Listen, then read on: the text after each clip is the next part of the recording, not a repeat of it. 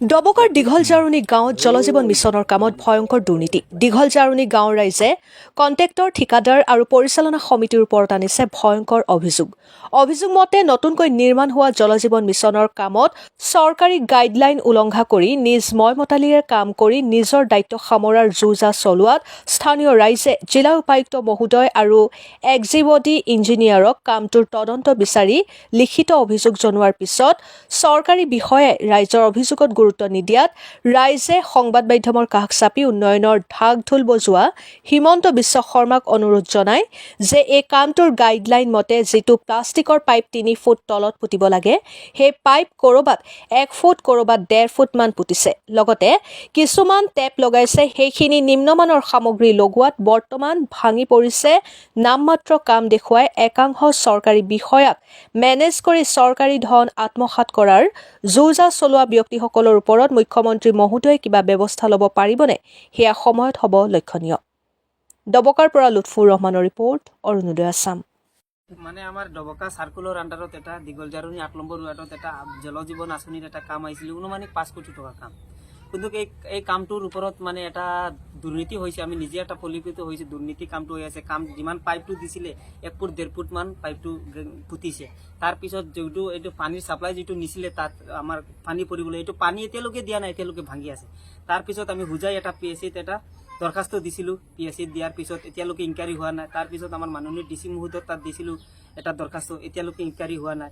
এইটো কাৰণে আমি আপোনালোকৰ মাধ্যমে আমাৰ মাননীয় মুখ্যমন্ত্ৰীক এটা বিনম্ৰভাৱে অনুৰোধ জনাইছোঁ, ছাৰ এইটো পানীৰ ওপৰত এটা তদন্ত কৰক। আৰু আমাৰ তাত আপোনালোকে দেখিব পাৰিব বহুত মানুহ ভৰি এই পানীৰ আণ্ডাৰত, এইটো পানী কোনো মানুহৰ ভৰিটো বেকা আছে, কোনো মানুহৰ টেকনিকৰ এই পানীৰ প্ৰব্লেমে চব মানুহ পুংগ হৈ আছে। এইটো কাৰণে আপোনালোকৰ মাধ্যমে আমি মাননীয় মুখ্যমন্ত্ৰীক বিনম্ৰভাৱে অনুৰোধ জনাইছোঁ, ছাৰ এইটোৰ ওপৰত এটা তদন্ত কৰক। তদন্ত কৰি আমাৰ এই ৰাইজৰ মানুহক এটা ফুল এটা ব্যৱস্থা কৰি দিয়ক, ছাৰ। এইটো যিমান 5 কোটি টকাৰ কাম আমি দেখিছোঁ, ছাৰ একদম নিৰ্মম কামবিলাক হৈ আছে। আৰু পাইপ যিমান দিছে 1 ফুট 1.5 ফুট মান হ'ব। আৰু যিটো আঁচনি যিটো পানীৰ লাইন যিটো দিছে, এইটো এতিয়ালৈকে পানী দিয়া নাই, এইটোলৈকে ভাঙি আছে। এইটো কাৰণে আপোনালোকৰ মাধ্যমে আমি মাননীয় মুখ্যমন্ত্ৰীক বিনম্ৰভাৱে অনুৰোধ জনাইছোঁ, ছাৰ এইটোৰ ওপৰত এটা তদন্ত কৰি আমাৰ ৰাইজৰ দাবীটো মানি ছাৰ এটা তদন্ত কৰি কিনি আমাৰ এইটো এটা ফুল দিয়ক, ছাৰ। কি ক'ম, আমাৰ ডবকা চাৰ্কুলৰ অন্তৰ্গত দীঘলজাৰুণী গাঁৱৰ এটা জলজীৱন আঁচনিৰ কাম আহিছিল। আহাত মানুহে কাম কৰি আছে, আমি অহা যোৱাত দেখিছোঁ।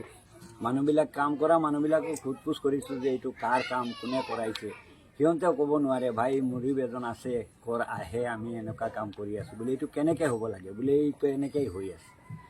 আমি এই বস্তুটোৰ বিষয়ে একোৱেই নাজানো। কিছু মানুহে কমপ্লেইনো কৰিছে যে এনেকৈ কাম কৰিব নালাগে, এইটো 3 ফুটৰ জেগাত তোমালোকে 1 ফুট 1.5 ফুট দি পেলাই কাম কৰি আছোঁ। গতিকে আমি অলপ মন কাণ দিলোঁ, চালোঁ বস্তুটো যে এতিয়াও ভাঙি গৈ আছে। কামটো কেনেকুৱা হৈ গ'ল, পানী এতিয়ালৈকে অহা নাই। যেতিয়া অলপ বিচাৰ কৰি দেখিলোঁ যে কোনো কণ্ট্ৰেক্টাৰো নাপাওঁ, মেনেজাৰো নাপাওঁ, মৰিও নাপাওঁ, লেবাৰবিলাকৰ পৰা কি শুনিম। এইখিনি জানিবৰ কাৰণে আমি এটা এপ্লিকেশ্যন দিছিলোঁ আমাৰ এই কামৰ ইঞ্জিনিয়াৰৰ তাত। ইঞ্জিনিয়াৰ আহিলে আমাক বুজাই দিব যে কামটো এনেকৈ হ'ব লাগে, নহ'লে কেনেকৈ হ'ব লাগে সি নিজে দেখি ক'লেও হয়। সেইটোৰো কোনো খবৰ নাপালোঁ। DCৰ তাতো দিলোঁ, DCৰ পৰাও আমি কোনো সঁহাৰি পোৱা নাই। আৰু চিন্তা কৰি দেখিলোঁ যে কামটো একেবাৰে বেয়া হিচাপত হৈ আছে।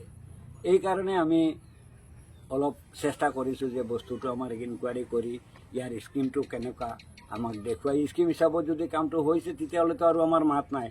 আৰু যদি স্কিমৰ বাহিৰত কামটো হৈছে, কেনেকৈ হ'ল এইটো অলপ তদন্ত কৰাৰ কাৰণে আমালোকে কিছু সংবাদ মাধ্যমৰ মানুহৰ তাতো কৈছিলোঁ, কিন্তু কোনেও কোনো খবৰ লোৱা নাই।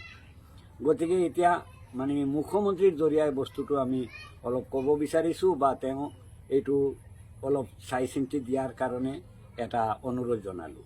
ইয়াৰ পিছত আমাৰ এই এৰিয়াখন গোটেই অসমৰ ভিতৰতো জনা আছে যে আমাৰ এইটো ফ্ল'ৰাইড এৰিয়া। গতিকে আমি এই ভাল পানীখিনি খোৱাৰ কাৰণে ইমান অনুৰোধ কৰিছোঁ। আৰু কামটো আমাক তদন্ত কৰি স্কিম কেনেকৈ আছে তেনেকুৱা হিচাপত যদি কামটো হয় আমি বৰ ভাল পাম।